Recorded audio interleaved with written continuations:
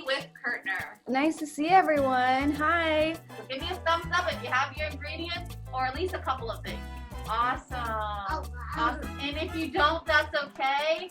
You can come watch us and then hopefully replicate it at home later.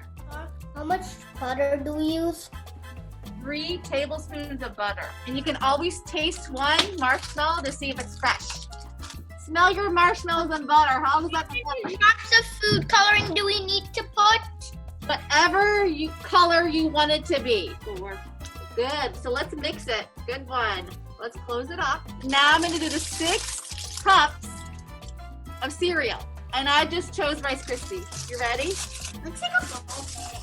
A ball pit? It does look like a ball pit. Rice Krispie ball pit. It sure does. Make small pumpkins. You can make little pumpkins, or they could just be orange balls, whatever you want them to be. You can just call them anything. I know. You can call them anything you like. I'm wondering how many balls we can make out of these. Yeah. Maybe like 9. 9? I don't know. How many do we have already?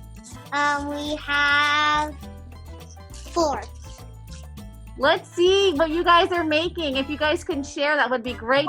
This part, Yes. sticking to our hands. I know. Isn't that great?